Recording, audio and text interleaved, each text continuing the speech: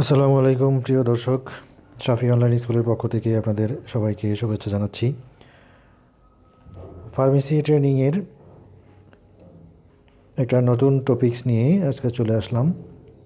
আজকে টপিকসটা হলো, দেখতে পাচ্ছেন, ওভুলেশন টেস্ট কিট। এটা দিয়ে প্রেগনেন্সি কনসেপ্টের সম্ভাব্য টাইমটাকে সিলেকশন করা যায়। এখানে দেখতে পাচ্ছেন LH, এটা একটা হরমোন, লুটিলাইজিং হরমোন, সংক্ষেপে LH দেওয়া হয়েছে। তো এই কিটটা, যে ছবি এখানে দেখতে পাচ্ছেন, প্রেগনেন্সি টেস্ট যেভাবে করে 3 ড্রপ ইউরিন এখানে ঢেলে দেওয়া হয়, তারপর 10 মিনিট ওয়েট করলে রিডিং আসে, 2টা লাল দাগ আসে। যদি ওভুলেশনের সময় হয়, অর্থাৎ ওভারি থেকে ডিম্বাণু জরায়ুতে বা ফ্যালোপিয়ান টিউবে আসার সময়টাকে নির্ধারণ করা হয়। যদি 2টা দাগ ওঠে, তাহলে বুঝতে হবে যে ওভুলেশন হচ্ছে বা হবে। আর যদি একটা দাগ হয়, তাহলে বুঝতে হবে ওভুলেশন হয় নাই, ওভুলেশনের সময় হয় নাই। এটা নির্দেশ করে ইউরিনের মধ্যে লুটিলাইজিং হরমোনটার উপস্থিতি কতটুকু। যদি এই হরমোনটা ইউরিনের মধ্যে উপস্থিত থাকে, তাহলে বুঝে নেওয়া হয় যে ডিম্বাণুর সৃষ্টি হয়েছে, ডিম্বাণুটা ফ্যালোপিয়ান টিউবে এসেছে বা আসার সময় হয়েছে। তো এই টাইমে যদি স্বামী স্ত্রী মেলামেশা করে, তখন তাদের মধ্যে কনসেপ্ট হওয়ার সম্ভাবনা বেশি। অনেকে আছেন যে স্বামী স্ত্রী দূরে থাকেন, সবসময় তাদের মধ্যে কন্ট্যাক্ট হওয়া সম্ভব হয় না। তো এই টেস্ট কিটের মাধ্যমে যদি নির্ধারণ করা যায় যে তাদের সম্ভাব্য তারিখটা, সময়টা, তাহলে 2-3 দিনের মধ্যেই তাদের কনসেপ্ট হওয়া সম্ভব হতে পারে। এটা নিয়মিত বা অনিয়মিত যাদের পিরিয়ড হয়, তাদের ক্ষেত্রে টেস্ট করার একটু ভিন্নতা রয়েছে। যদি কারো নিয়মিত পিরিয়ড হয়, ধরুন 28 দিনে কারো পিরিয়ড হলো, তাহলে 28 দিন থেকে 17 দিন মাইনাস করতে হবে। তাহলে 17 দিন মাইনাস করলে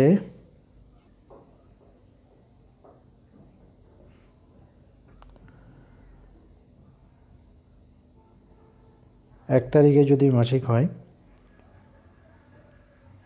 তার পরবর্তী মাসিকটা যদি 28 তারিখে হয়, তাহলে এখানে টোটাল দিন কাউন্ট করতে হবে 27 দিন।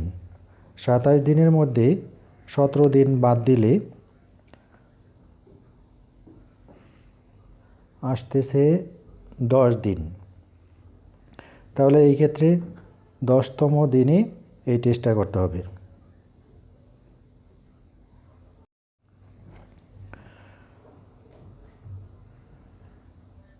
যদি 30 দিনে পিরিয়ড হয়ে থাকে, তাহলে 30 দিন থেকে আবার 17 দিন মাইনাস করতে হবে।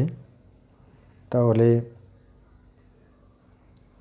30 থেকে 17 মাইনাস হলে 13 দিন, অর্থাৎ 13তম দিনে এই টেস্টটা করতে হবে।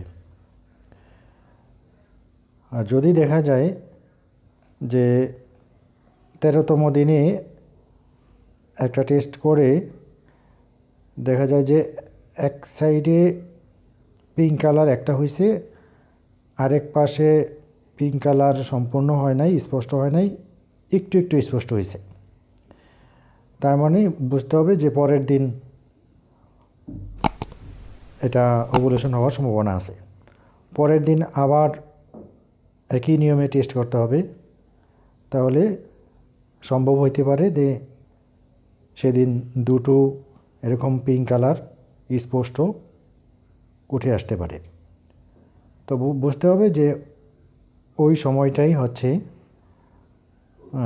ইন্টারকোর্স করার উপযুক্ত সময়, ওভুলেশন ওই সময় হয়েছে এবং শুক্রাণু ডিম্বাণুর সাথে মিলিত হওয়ার এটাই সুযোগ।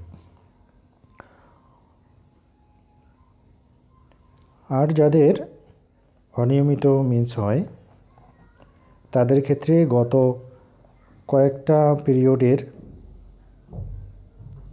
3টা পিরিয়ডের অ্যাভারেজ করতে হবে।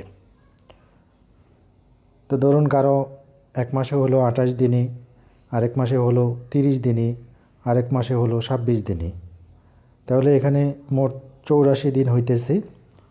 84 দিনকে 3 দিয়ে ভাগ করলে তাহলে 28 দিন হয়। অ্যাভারেজ মান আসতেছে 28 দিন। 28 দিন থেকে 17 মাইনাস করলে 11 দিন আসে। তাহলে এখানে 11তম দিনে এই টেস্টটা করতে হবে।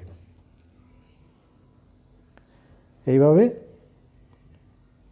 যাদের অনিয়মিত হয় 28 দিন, 30 দিন, 26 দিন এরকম কাছাকাছি যদি অনিয়মিত পিরিয়ডগুলো হয়ে থাকে, তাহলে গত 3 মাসের পিরিয়ডগুলোর অ্যাভারেজ করে 17 মাইনাস করতে হবে। তো এমনিভাবে যাদের নিয়মিত হয়ে থাকে, যদি 28 দিনে হয় তাহলে সেখান থেকে 17 দিন বাদ দিলে এখানে 11 দিন হয়, অর্থাৎ 11তম দিনে এই টেস্টটা করতে হবে। আর যদি কারো পিরিয়ড হয়ে থাকে 32 দিনে, সেখান থেকে 17 মাইনাস হবে, তাহলে রেজাল্ট আসতেছে 15, অর্থাৎ 15তম দিনে এই টেস্টটা করতে হবে। এই টেস্টটা সব ফার্মেসিতে পাওয়া যায় না, তো এটা অনলাইনেও আপনারা অর্ডার করতে পারেন। এখানে দেখুন এমআরপি দেওয়া আছে 690, 655 টাকা রেখেছে, 5% কমিশন দিয়েছে তারা। ওভু টেস্ট, এই টেস্ট কিটটা জুপিটার হেলথ কেয়ার কর্তৃক বাজারে ছাড়া হয়েছে। এখানে 10টা কিট থাকে, এই যে ছবিতে যেভাবে দেখছেন প্রেগনেন্সি টেস্টের মতোই। তো প্রেগনেন্সি টেস্ট অনেকে মনে করে যে প্রেগনেন্সি টেস্টের কিট আর এটা একই, আসলে না।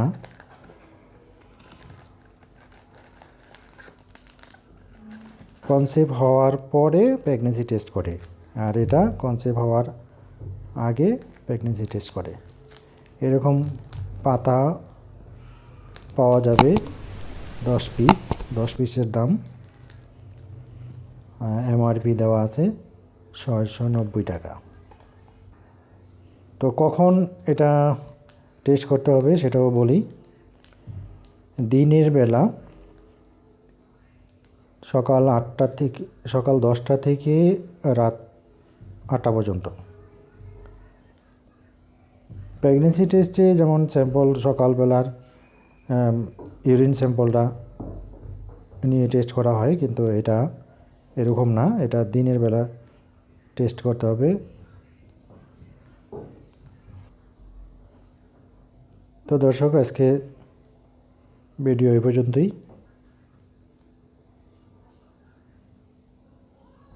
এতক্ষণ আমার ভিডিওটা ধৈর্য সহকারে দেখার জন্য আপনাদের সবাইকে অনেক অনেক ধন্যবাদ।